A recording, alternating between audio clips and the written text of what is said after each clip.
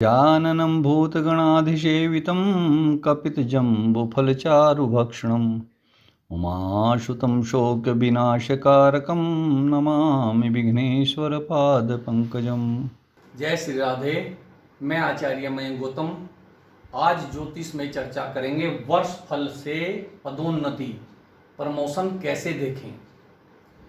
हमने पिछले वीडियो में बताया था कि वर्ष फल में अगर मुंथा कहते हैं एक तरह से 10वां ग्रह होता है जो वर्ष फल में सब निर्णय करता है, यानी कि फलादेश करने में मुंथा का सबसे बड़ा योगदान होता है। और अगर मुंथा 4, 6, 7, 8 और 12 भाव में बैठ जाए तो वह वर्ष अशुभताओं से घिरा हुआ होता है।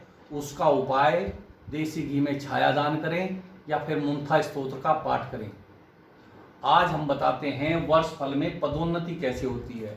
अगर कोई व्यक्ति सरकारी नौकरी में है या प्राइवेट नौकरी में है तो उसकी पदोन्नति कैसे होगी, उसका प्रमोशन कैसे होगा और धन का लाभ होगा या नहीं होगा, इस तरह से आज वर्ष फल में चर्चा करते हैं।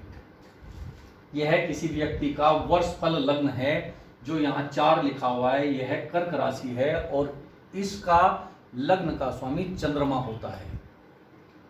अगर मुंथेस यानी कि अगर मुंथा 3 भाव में है तो उस 3 का स्वामी बुध हुआ, उसे कहते हैं मुंथेस। अगर मुंथेस अशुभ भाव में नहीं है, यानी कि 4, 6, 7, 8 और 12 भाव में मुंथेस नहीं है, कहीं और बैठा हुआ है इन भावों को छोड़कर, तो वह शुभ कहलाएगा। और अगर मुंथेस शुभ स्थान में बैठा है और वर्ष कुंडली का लग्न का स्वामी यानी कि चंद्रमा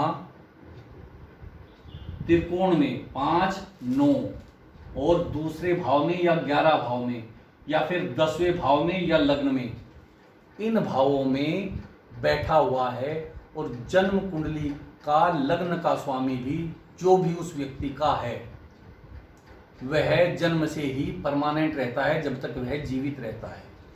तो जन्म लग्न का स्वामी भी इन भावों में बैठा है, यानी कि त्रिकोण और दूसरा 11 और 10 और लग्न, तो उस वर्ष व्यक्ति को अवश्य ही पदोन्नति मिलेगी, प्रमोशन मिलेगा और धन का लाभ भी अवश्य होगा, क्योंकि लग्न के ये स्वामी और मुंथेस सभी तीनों शुभ भावों में बैठे हुए हैं। तो वर्ष में निश्चित ही पदोन्नति होगी। जय श्री राधे।